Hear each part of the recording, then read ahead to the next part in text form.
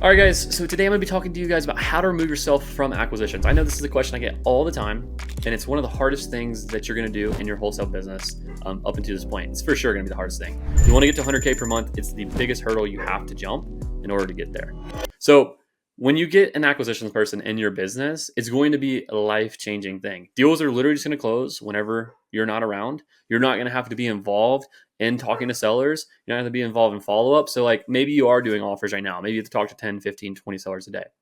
Well, imagine you don't have to talk to any sellers and deals still get signed. And maybe worst case scenarios, you just have to send some deals out to some of your buyers or post them on MLS or whatever it is. And you're only running dispo, and it frees up all your time to work on the business and do more of the things that you really want to do. So for us, how we found our first acquisition manager, and I think like this is the best way to do it, honestly. And so what we did is we went to our network.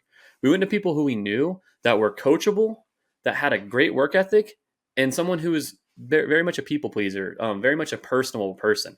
And we took that person who was our friend Jared, and he was like first of his class in Navy. You know, he'd done a bunch of great things. He was a beast, but he knew nothing about sales and knew nothing about real estate. He was young, just like us.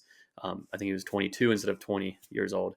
But long story short, we just sat down. We trained him every single day for a very long period of time until after about 2 months of training, he was able to lock up his first deal and close it without having to touch a list, without us having to call a seller to qualify them, without us having to go on the appointment, do the offer call, and without us having to dispo the actual deal itself, because we had a dispo person as well. And once we did this took us from about $50,000 to $60,000 per month, and like immediately blasted us off to 80, like immediately. Like just because we did that, we bought our time back and we got an extra deal a month. And then once Jared got really, really good at acquisitions, his best month ever, he closed 10 deals. Like 10 deals closed. I think we did about 150K. Our deal size was a little bit smaller back then, but literally one acquisitions guy, and we didn't do anything. It was like the golden level of your wholesale business is like to do nothing at all and to close about 150K a month. Like in my opinion, that's like the perfect place to be. If scaling past that, like you're going to go through tons of headache. You have to really work hard to increase your ROI. And it's like quite a big challenge, honestly. And like most of you guys are in the game to build wealth, to buy rentals, to buy other businesses, to fund other things you guys want to do. Now, granted, like we went past and scaled past 150K per month. And like, that's because that was the choice we made. We want to do that. We want to test ourselves. We want to learn business, do all those things. But getting one acquisitions manager, having one dispo, having a lead manager, having your marketing automated, having your entire business automated is going to be like the sweetest spot you can possibly be in, because you're going to be doing somewhere around 120 to 170K per month. And you're not gonna have to do anything. You're gonna be working like 10, 20 hours a week. Like literally when we were doing these numbers with that team, that small team, like of 6 to 8 people, I think I worked like, there was April of, I think it was 2021, April. I probably worked like 5-10 hours a week. I was just traveling Arizona. I was in South Utah, just doing my thing. I was just like hanging out. Like I was like, I don't even know what to do, because I'd break it if I worked on anything. I just break it. So all I did was network, go to events and hang out with people and do, travel, camp, go to national parks, that kind of shit.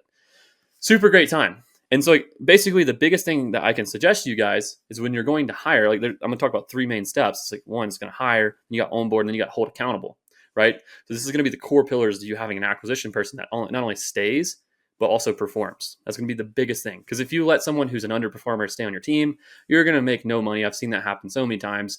I saw this, probably the worst scenario I've ever seen. This guy had, I think it was a little bit like right around a 1% close rate.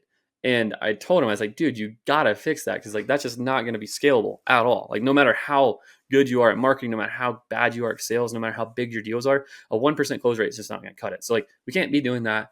We got to make sure we have really good people. So I'm gonna show you guys exactly how to find really great people, how to onboard them in a way that's going to be very scalable, and also make sure that they actually get the knowledge they need to know so they can start closing deals and not wasting opportunities. And then also how you can hold them accountable, how you can manage them, how you can lead them so they stick around for a long time, and make sure that your business is going to be profitable for a long time.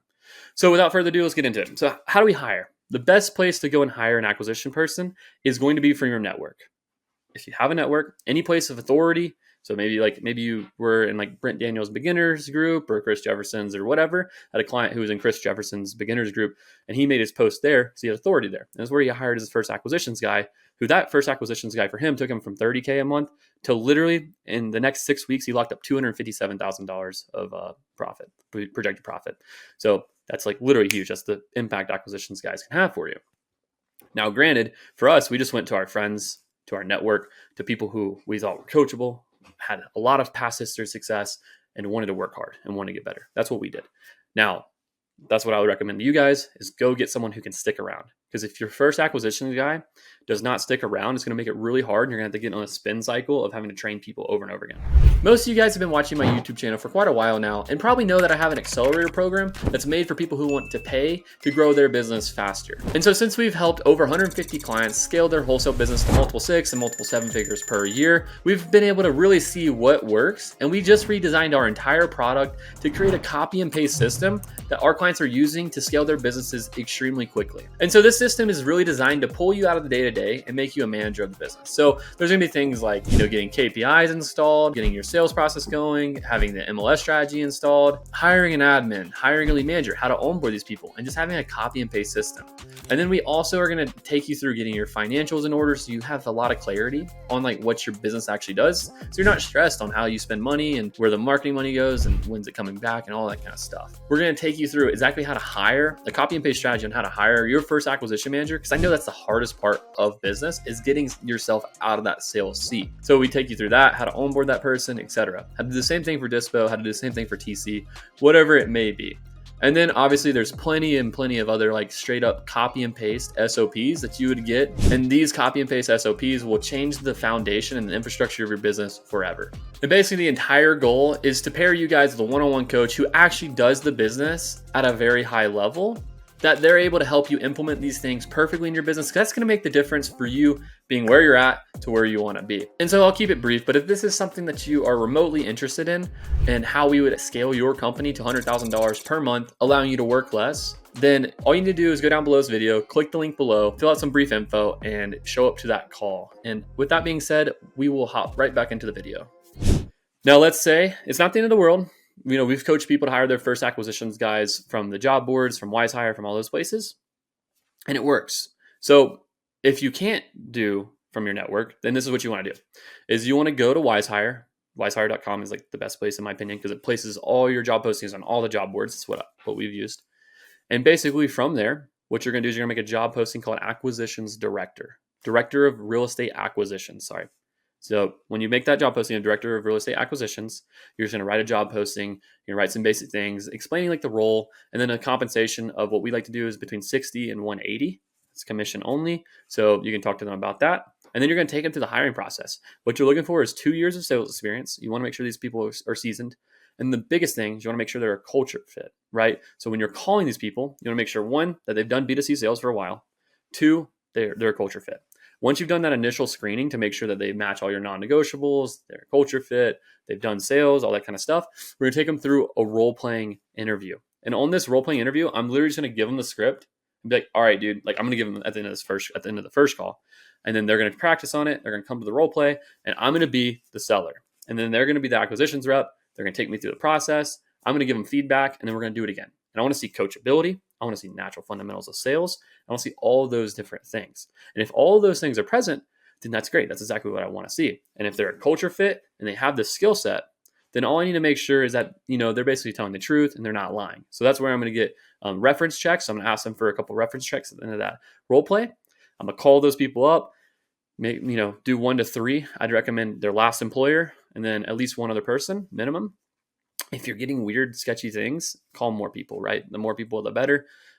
We had a scenario where this guy completely lied about his past experience and we dodged a bullet by doing reference checks, right? So long story short, make sure you do that. After we do the reference checks, they all pass. We're going to set them up for a final interview. This final interview is going to be where I'm going to ask them all kinds of things to go deeper into like their why, tell them about how hard the job's going to be, that this is not going to be a cakewalk. I want to make sure, because I don't know if you guys have ever been told something's going to be easy and your expectation is it's going to be easy. Then when it's hard, you get really demotivated and you want to quit.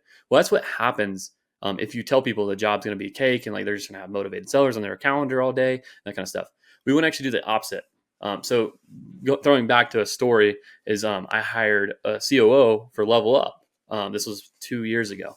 And I remember specifically telling him, I was like, dude, this is going to be the hardest thing you've ever done. You're going to have no support. It's just going to be all you out there battling away, trying to figure it out.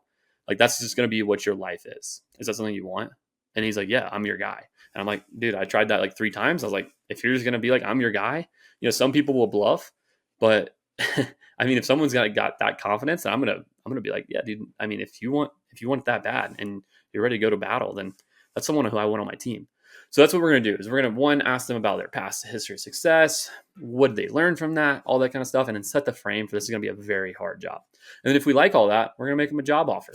We're going to give them 2 options, a commission only job offer or one with a base salary and a smaller commission. You guys can also do a draw if needed and then transition to commission only. But I like to keep it super simple. Commission only, around like 10 to 12% commission, or a draw, a base salary, and ask them kind of like what they want as far as a base salary, what they're like kind of looking for. If that's something they bring up, give them that, and then make it to where they're going to make less money with that, and then more money with the commission. And then they'll pick the commission most of the time, or ask for a draw for a couple months, or however it works. So that's how we're going to get people commission only.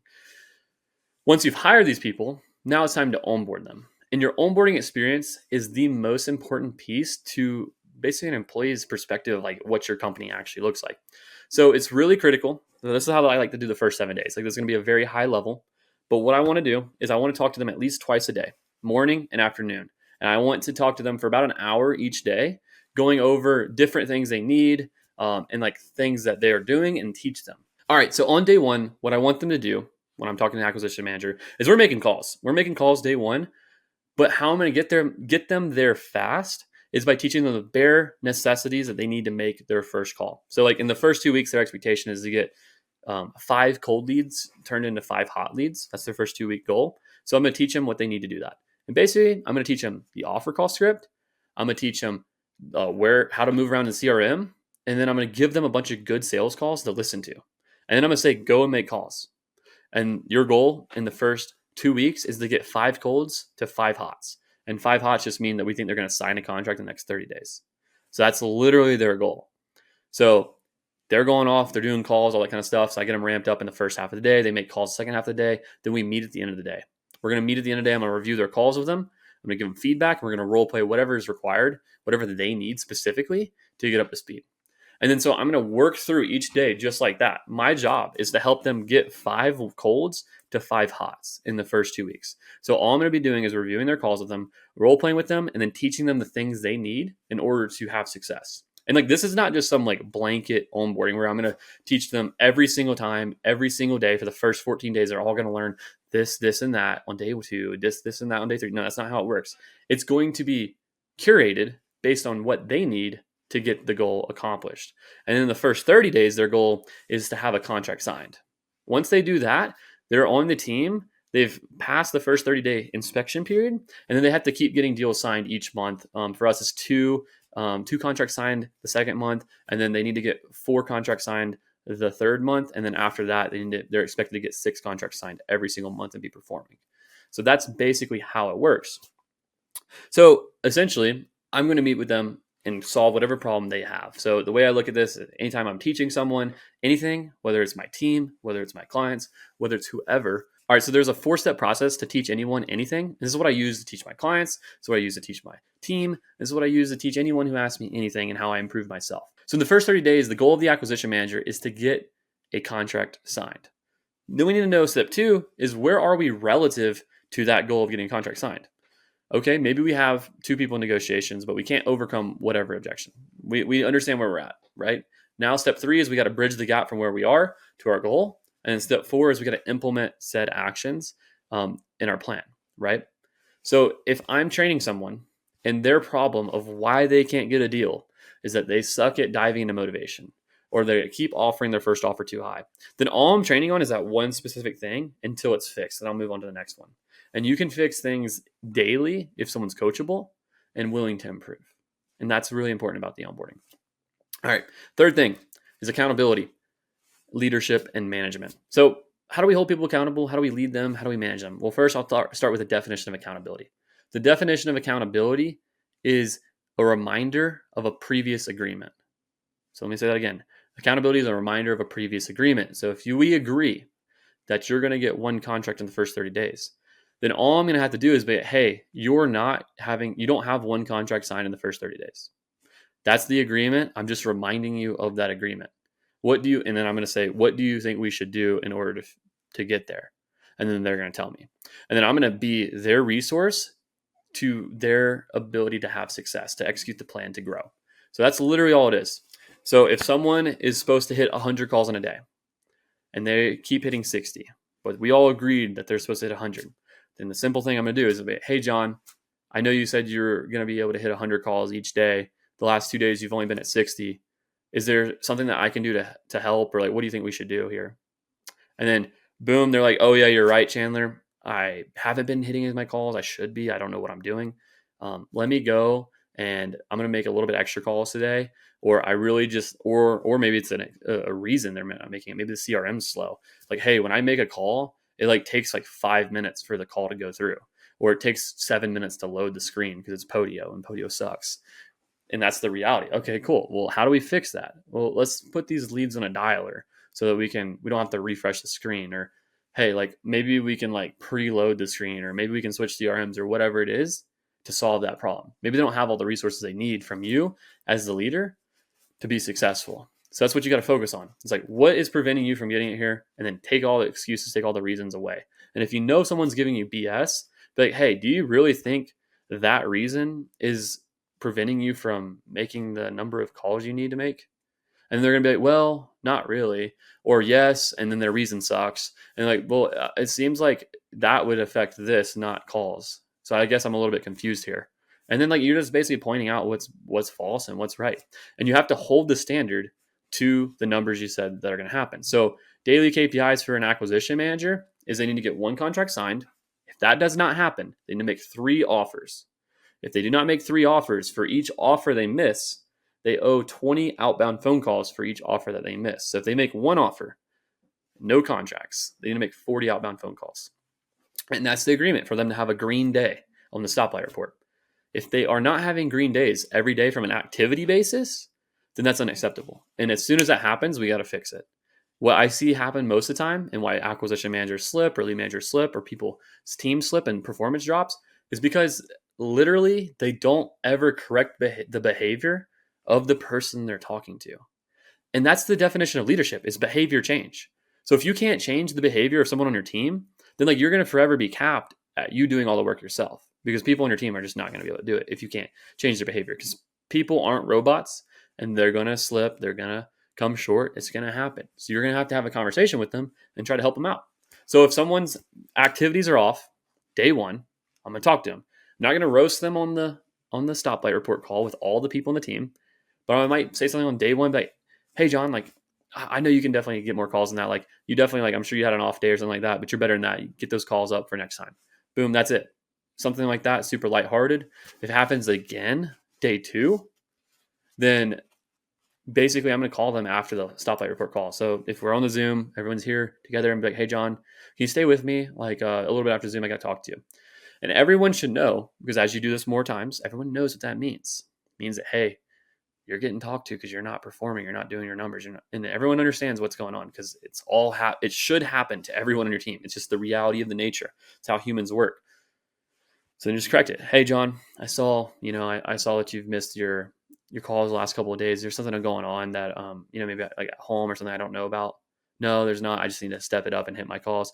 Okay, cool. Or maybe they're having a problem, a very legitimate problem. I've found tons of issues like this. So just want to make that point very clear. Is correct the mistake as soon as it happens. If you let it go longer, you're just going to fire the people.